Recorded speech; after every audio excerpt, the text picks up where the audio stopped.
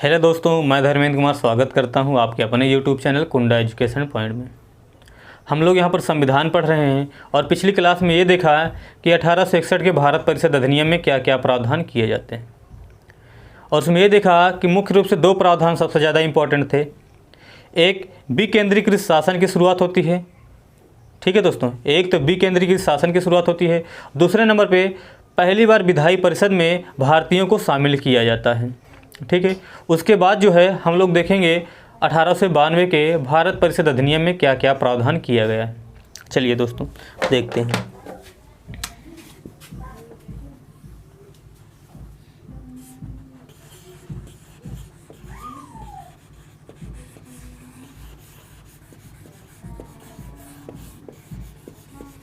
अठारह सौ बानवे का भारत परिषद अधिनियम, ध्यान दीजिएगा दोस्तों, 1861 के माध्यम से भारतीयों को विधायी परिषद में शामिल तो कर लिया जाता है, लेकिन उन्हें किसी भी प्रकार के अधिकार नहीं दिए जाते हैं।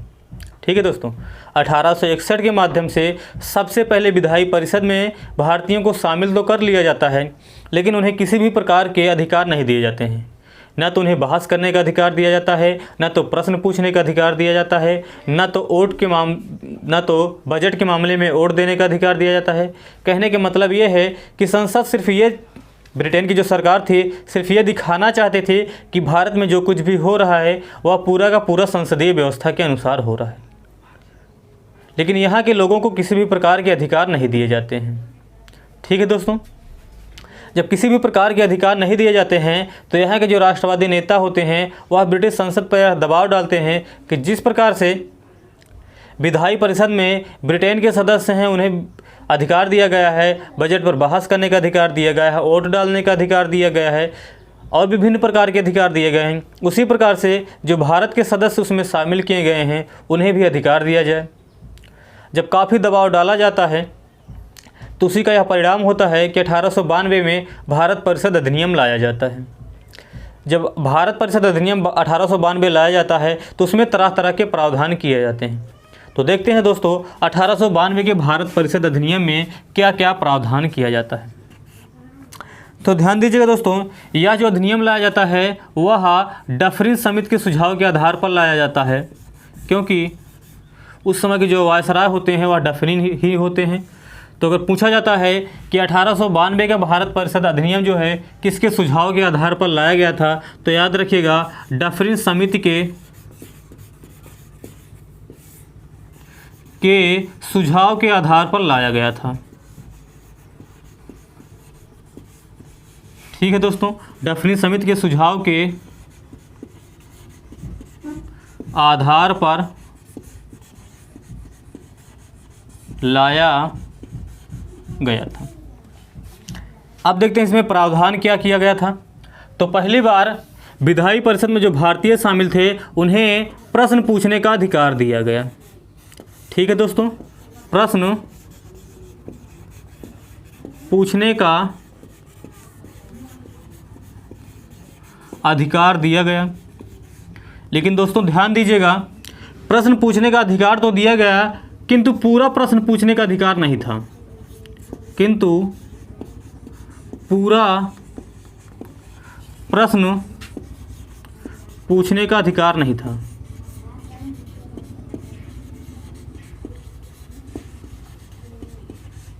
ध्यान से समझिएगा दोस्तों,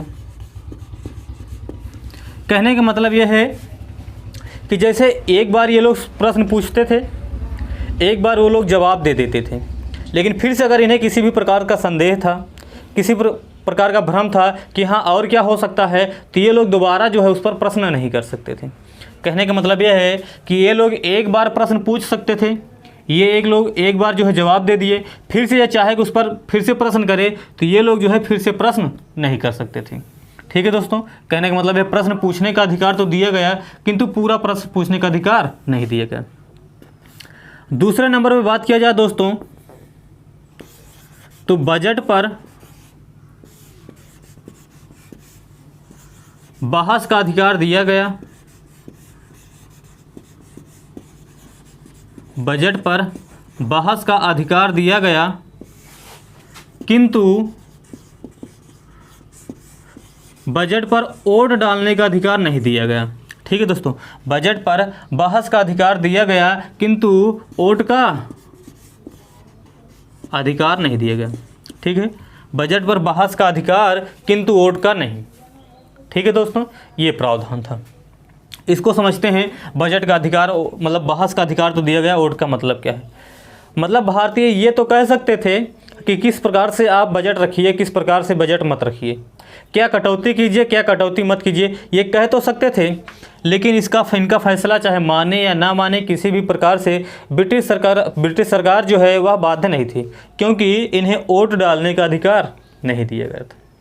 इन्हें वोट डालने का अधिकार नहीं दिया गया था, मतलब ये बहस कर सकते थे लेकिन वोट नहीं डाल सकते थे। तीसरे नंबर पे समझिएगा दोस्तों, 1892 के भारत परिषद अधिनियम के माध्यम से ही सबसे पहले सीमित मात्रा में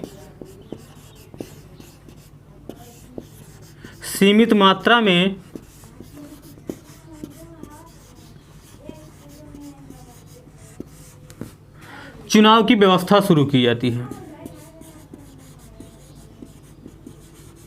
सीमित मात्रा में चुनाव की व्यवस्था शुरू की जाती है। कहने का मतलब यह है कि यहाँ पर थोड़ा समझिएगा दोस्तों, 1853 में विधायी परिषद का गठन किया गया, हम लोगों ने ये देख लिया है। ठीक है दोस्तों, जब गठन किया गया था तो हम लोगों ने देखा था कि इसमें 6 सदस्य थे। उसके बाद हम लोगों ने देखा कि 1861 के माध्यम से ये कह दिया गया कि इस विधायी परिषद में भारतीय भी शामिल होंगे, लेकिन यहाँ पर जो भारतीय थे इन्हें मनोनीत किया जाता था। किसके द्वारा किया जाता था? वायसराय के द्वारा मनोनीत किया जाता था। ठीक है दोस्तों, और देखा कि 1862 में 3 लोगों को मनोनीत भी किया जाता है, जिसमें से थे एक बनारस के राजा, पटियाला के महाराजा,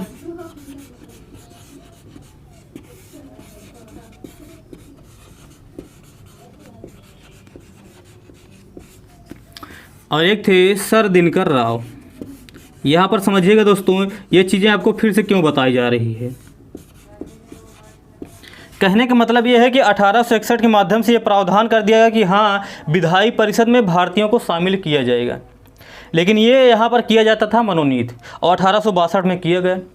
अब सीधी सी बात है, अगर वायसराय द्वारा जो है इन्हें मनोनीत किया जाता है, वायसराय मनोनीत करता था, अगर वायसराय द्वारा इन्हें मनोनीत किया जाता है तो वायसराय जो है उन्हीं व्यक्तियों को मनोनीत करेगा जो वायसराय के अनुसार काम करे। इसका मतलब यह है कि वायसराय जो है उन्हीं व्यक्तियों को मनोनीत करेगा जो बिल्कुल अंग्रेज़ों के अनुसार ही चले। ठीक है दोस्तों, इसलिए दबाव डाला गया। तो पहली बार ये कहा गया कि विधायी परिषद में जो भी सदस्य जाएंगे वह वायसराय द्वारा मनोनीत नहीं किए जाएंगे, बल्कि जनता के द्वारा चुने जाएंगे। और जब जनता के द्वारा चुनाव होगा तो जो विजयी होगा वही जो है इस विधायी परिषद में जाएगा। ठीक है दोस्तों, ये किया गया। इसका मतलब यह है कि सीमित मात्रा में चुनाव की व्यवस्था की गई, और इस चुनाव के माध्यम से ही इस विधायी परिषद में सदस्य जाएंगे। अब ध्यान दीजिएगा दोस्तों, ये जो चुनाव होता है 2 प्रकार का होता है। एक तो प्रत्यक्ष चुनाव होता है, एक जो है अप्रत्यक्ष चुनाव होता है। एक प्रत्यक्ष चुनाव होता है, एक अप्रत्यक्ष चुनाव होता है। प्रत्यक्ष का मतलब ये है कि ऐसा चुनाव जहाँ पर जनता सीधा सीधा वोट डाले, वह है प्रत्यक्ष चुनाव। क्या है? अगर सीधा जनता वोट डाल रही है तब है प्रत्यक्ष चुनाव, लेकिन जनता ना डाले बल्कि जनता द्वारा चुने गए प्रतिनिधि उसमें वोट डाले, तब उसे कहा जाता है अप्रत्यक्ष चुनाव। इसमें जो वोट डालते हैं जनता के प्रतिनिधि वोट डालते हैं। ठीक है दोस्तों, कहने का मतलब है ऐसा चुनाव जिसमें जनता सीधा सीधा वोट डाले उसे प्रत्यक्ष चुनाव कहा जाता है, और ऐसा चुनाव जहां पर जनता नहीं बल्कि जनता द्वारा चुने गए प्रतिनिधि वोट डाले उसे जो है अप्रत्यक्ष चुनाव कहा जाता है। तो ध्यान दीजिएगा दोस्तों, उस समय जनता द्वारा जो है जिला बोर्ड,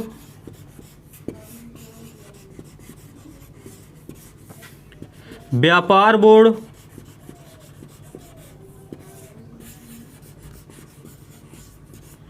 विश्वविद्यालय बोर्ड, विश्वविद्यालय बोर्ड के सदस्यों को जनता द्वारा चुना जाता था। और ये लोग जो है इन्हें वोट डाल के विधायी परिषद में सदस्यों को शामिल करते थे। कहने का मतलब ये है कि जो 1892 में चुनाव शुरू हुआ था वह जनता नहीं डालती थी, तो डालता कौन था? जिला बोर्ड, व्यापार बोर्ड या विश्वविद्यालय के जो सदस्य थे वह डालते थे। ठीक है दोस्तों, ध्यान दीजिएगा दोस्तों, इसी को कहा जाता है प्रातिनिधित्व सिद्धांत। प्रातिनिधित्व सिद्धांत। तो दोस्तों अगर ये पूछा जाए सीमित मात्रा में चुनाव की व्यवस्था कब से शुरू हुई, तो वह था 1892 का भारत परिषद अधिनियम। या ये पूछा जाए प्रातिनिधित्व सिद्धांत जो है कब से शुरुआत हुआ, तो वह भी था 1892 का भारत परिषद अधिनियम। या ये पूछा जाए कि विधायी परिषदों में जनता के द्वारा जो है सदस्य कब से चुने जाने लगे, तो याद रखिएगा 1892 का भारत परिषद अधिनियम। ये था 1892 का भारत परिषद अधिनियम। यहाँ पर थोड़ा सा समझिएगा दोस्तों, 1861 में हम लोगों ने देखा था कि शासन को विकेंद्रीकृत कर दिया गया था। शासन को विकेंद्रीकृत कर दिया गया था। इसका मतलब ये है एक केंद्र की सरकार हुआ करती थी, एक राज्य आप कह सकते हो तब उस समय की प्रांत की सरकार हुआ करती थी। इसका मतलब ये है कि केंद्र की अलग विधायिका थी, राज्य की अलग विधायिका थी, प्रांत की। तो ये जो चुनाव के माध्यम से जाते थे वह इस केंद्र वाले में भी जाते थे और इस प्रांत वाले में भी जाते थे। ठीक है दोस्तों, वर्तमान समय में भारत की बात किया जाए किस प्रकार की व्यवस्था पाई जाती है, तो वर्तमान समय जो है भारत में भी विकेंद्रीकृत शासन व्यवस्था पाई जाती है, क्योंकि यहाँ पर संघ के अलग अधिकार हैं, राज्य के अपने अलग अधिकार हैं। ठीक है दोस्तों, अगर शासन का बंटवारा किया जाए इसका मतलब ये है कि यहाँ पर जो शासन व्यवस्था पाई जाती है वह विकेंद्रीकृत पाई जाती है। और पूरा का पूरा शासन एक ही जगह पर दे दिया जाए, इसका मतलब ये है कि यहाँ पर जो शासन पाया जाता है वह केंद्रीकृत पाया जाता है। इसको और अच्छा अगर समझना है तो यहाँ पर ध्यान दीजिएगा दोस्तों, थोड़ा मिटा देते हैं तब यहाँ पर देख लेते हैं। एक केंद्रीकृत होता है, एक होता है विकेंद्रीकृत। इसके पहले दोस्तों हम लोगों ने संविधान को पढ़ा था, तो एक पढ़ा था संघात्मक संविधान, एक पढ़ा था एकात्मक संविधान। अगर कोई भी शासन व्यवस्था या कोई भी संविधान जो है केंद्रीकृत है, इसका मतलब ये है कि यह जो है एकात्मक है। और कहीं भी शासन व्यवस्था जो है विकेंद्रीकृत है, इसका मतलब ये है कि यहाँ पर जो शासन व्यवस्था है वह संघात्मक है। इसको और अच्छे से समझने के लिए जो पहले वीडियो बनाया गया है संघात्मक एवं एकात्मक संविधान के बारे में, उसमें बताया गया है, उसको देखिएगा तो और अच्छे से समझ में आएगा। ठीक है दोस्तों, तो यह था हमारा पूरा 1892 का भारत परिषद अधिनियम। अब हम लोग देखेंगे 1909 का भारत परिषद अधिनियम।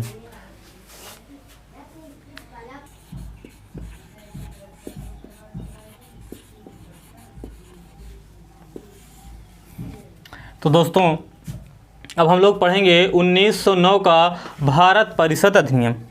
ध्यान दीजिएगा दोस्तों, 1909 में जो वायसराय था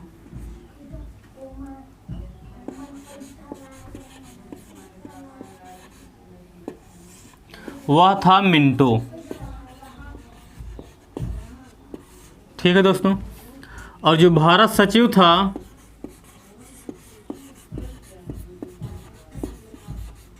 वह थे मार्ले। इसीलिए दोस्तों इस अधिनियम को मार्ले मिंटो मार्ले मिंटो सुधार अधिनियम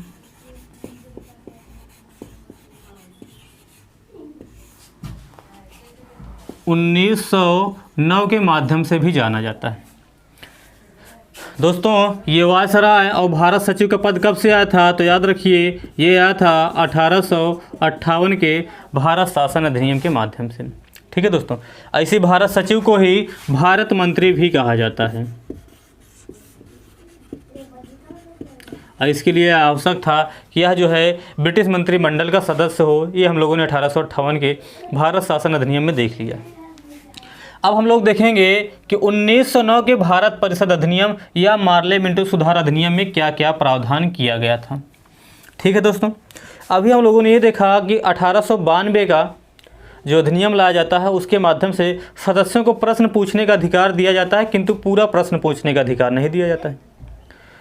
बजट पर बहस करने का अधिकार दिया जाता है, लेकिन वोट डालने का अधिकार नहीं दिया जाता है। तो इस अधिनियम के माध्यम से उसे पूरा कर दिया जाता है। ठीक है दोस्तों, पूरा प्रश्न पूछने का भी अधिकार दे दिया जाता है और बजट पर बहस करने के साथ साथ वोट डालने का भी अधिकार दे दिया जाता है। तो इस अधिनियम के माध्यम से दोस्तों पूरा प्रश्न पूछने का अधिकार दे दिया जाता है। दूसरे नंबर पर दोस्तों देखा जाए तो बजट पर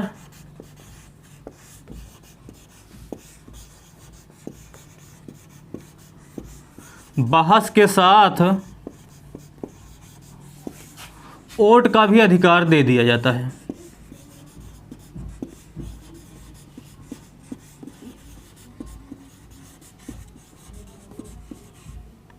ठीक है दोस्तों, ये था। तीसरे नंबर पर दोस्तों देखा जाए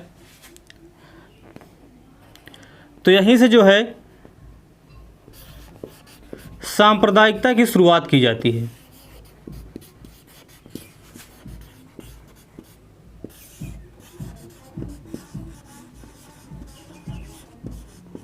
उन्नीस सौ 9 के माध्यम से सांप्रदायिकता की शुरुआत की जाती है और 1909 के माध्यम से ही सबसे पहले मुस्लिम वर्ग के लोगों के लिए आरक्षण की व्यवस्था की जाती है। मुस्लिम वर्ग के लोगों के लिए आरक्षण की व्यवस्था की जाती है। इसको समझिएगा दोस्तों, जैसे अभी हम लोगों ने देखा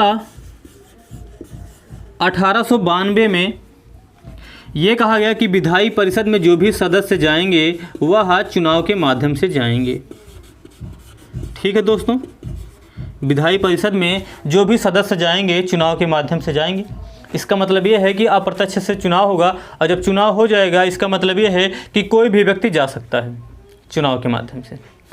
लेकिन इसमें यह कह दिया गया कि इसमें जो है मुस्लिम वर्ग के लिए अलग से चुनाव होगा।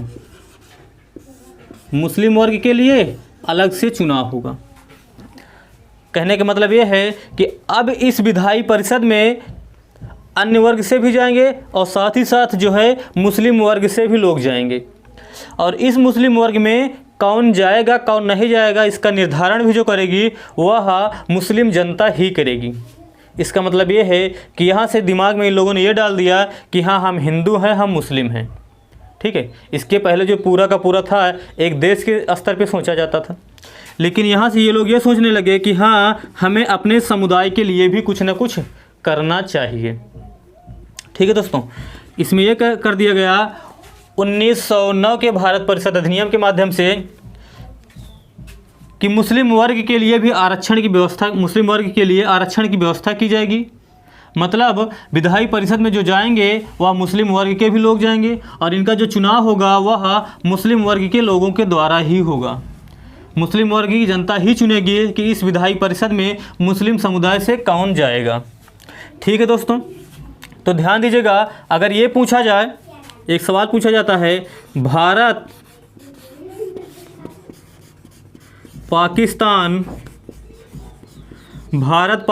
का विभाजन भारत पाकिस्तान का विभाजन किस अधिनियम में दिख गया था? तो याद रखिएगा वह था 1909 का भारत परिषद अधिनियम। सवाल ये पूछा जाता है, भारत पाकिस्तान विभाजन के लिए सबसे महत्वपूर्ण अधिनियम कौन था? भारत पाकिस्तान के विभाजन के लिए सबसे ज़्यादा जिम्मेदार कौन सा अधिनियम था? तो वह था 1909 का भारत परिषद अधिनियम। ठीक है दोस्तों, ये पॉइंट बिल्कुल याद रखिएगा, बिल्कुल भी मत भूलिएगा कि भारत पाकिस्तान का जो विभाजन होता है उसके लिए सबसे ज़्यादा जो जिम्मेदार अधिनियम था वह था 1909 का भारत परिषद अधिनियम। इसमें सब कुछ भूल जाइएगा, ये 2 पॉइंट ज़रूर याद रखिएगा। इस अधिनियम को कहा जाता है मार्लो मिंटो अधिनियम 1909। और भारत पाकिस्तान के विभाजन के लिए जो सबसे ज़्यादा जिम्मेदार अधिनियम था वह था 1909 का भारत परिषद अधिनियम 1909। ठीक है दोस्तों, चलिए आगे देखते हैं। ध्यान दीजिए दोस्तों, ये जो सांप्रदायिकता की शुरुआत होती है, यह जो वास्तव में है मिंटो के दिमाग की उपज थी। यह जो था वह मिंटो के दिमाग की उपज था, इसलिए मिंटो को सांप्रदायिकता का जनक भी माना जाता है। क्या माना जाता है? मिंटो को सांप्रदायिकता का जनक भी माना जाता है। ध्यान दीजिएगा दोस्तों, जब मिंटो ने वायसराय को यह प्रस्ताव दिया कि हाँ, अगर भारत में हिंदू को अलग कर दिया जाए, मुस्लिम को अलग कर दिया जाए और समुदाय को ही लड़ा दिया जाए, तो ध्यान दीजिएगा दोस्तों, यहाँ पर एक सवाल और पूछा जाता है, फूट डालो और राज करो। कहाँ से शुरुआत होता है? वह 1909 के भारत परिषद अधिनियम से ही शुरुआत होता है, फूट डालो और राज करो। यहाँ पर ध्यान दीजिएगा दोस्तों, जब मिंटो ने यह कहा कि हाँ, भारत में एक दूसरे के समुदाय को ही लड़ा दिया जाए, एक दूसरे के धर्म को ही लड़ा दिया जाए, तब जो है भारत में लंबे समय तक शासन किया जा सकता है। तब मार्ले ने कहा था कि हाँ, तत्कालीन समय के लिए तो ये सही है, लेकिन आगे चल के यह जो है समस्या काफ़ी गंभीर बन सकती है। तो मार्ले ने मिंटो को एक पत्र लिखा था और कहा था कि वास्तव में आप जो कर रहे हो वह नाग के मुंह में दांत बो रहे हो। ये सवाल पूछा गया है कि दांत के मुंह में नाग बो रहे हो, यह कथन किसका है? तो याद रखिएगा, यह कथन जो है मार्ले का है। ठीक है दोस्तों, और यहीं से फूट डालो और राज करो का सिद्धांत जो है अस्तित्व में आता है। यहाँ पर एक पॉइंट और सबसे ज़्यादा इम्पॉर्टेंट है दोस्तों, 1909 के भारत परिषद अधिनियम के माध्यम से ही सबसे पहले भारतीयों को शामिल किया जाता है।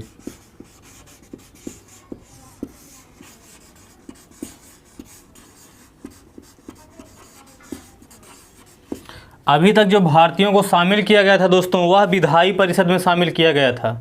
और हम लोगों ने देखा था कि 1853 के अधिनियम में ही, चार्टर एक्ट 1853 में ही विधायी परिषद और कार्यकारिणी परिषद को अलग कर दिया गया था। तो अभी तक जो भारतीयों को शामिल किया गया था वह विधायी परिषद में शामिल किया गया था।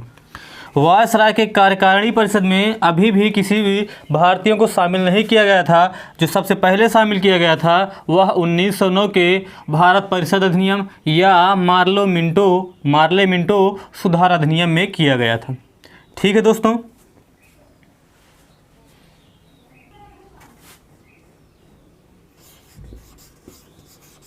दोस्तों इसमें जो शामिल किया गया था वह थे सत्येंद्र प्रसाद सिन्हा। इन्हें विभाग कौन सा दिया गया था? तो याद रखिएगा, इन्हें जो है विधि या कह सकते हो कानून विभाग दिया गया था। इन्हें जो है कानून का अध्यक्ष जो है बनाया गया था। ठीक है दोस्तों, यहाँ पर ध्यान दीजिएगा, अगर ये पूछा जाए सबसे पहले विधायी परिषद में भारतीयों को कब शामिल किया गया, तब जो शामिल किया गया था वह 1861 के अधिनियम के माध्यम से शामिल किया गया था। लेकिन अगर ये पूछा जाए दोस्तों सबसे पहले वायसराय के कार्यकारिणी में भारतीयों को कब शामिल किया गया, तब वो था 1909 का भारत परिषद अधिनियम। कार्यकारिणी में कब शामिल किया गया था दोस्तों, 1909 के भारत परिषद अधिनियम में। और किससे शामिल किया गया था, तो वह थे सत्येंद्र प्रसाद सिन्हा। इन्हें क्या बनाया गया था या कौन सा विभाग दिया गया था, तो कानून विभाग या कानून का अध्यक्ष इन्हें बनाया गया था। तो दोस्तों आज यहीं पर ख़त्म करते हैं, आगे नेक्स्ट वीडियो में देखेंगे। यहाँ पर हम लोगों ने देखा कि सदस्यों को पूरा प्रश्न पूछने का अधिकार दिया गया, बजट पर बहस करने के साथ साथ वोट देने का अधिकार दिया गया। यहीं से सांप्रदायिकता की शुरुआत होती है। और भारत और पाकिस्तान के लिए जो विभाजन का कारण जिम्मेदार था, वह सबसे ज़्यादा कारण जिम्मेदार था 1909 का मार्ले मिंटो सुधार अधिनियम। वायसराय के कार्यकारिणी में पहली बार भारतीयों को यहीं से शामिल किया जाता है। तो दोस्तों वीडियो कैसा लगा कमेंट करके ज़रूर बताइएगा। पसंद आए तो लाइक कीजिएगा, शेयर कीजिएगा और चैनल को सब्सक्राइब करके बेल आइकन की घंटी ज़रूर बजा दीजिएगा, ताकि जब भी वीडियो अपलोड किया जाए तो उसकी नोटिफिकेशन आपको मिल जाए। धन्यवाद।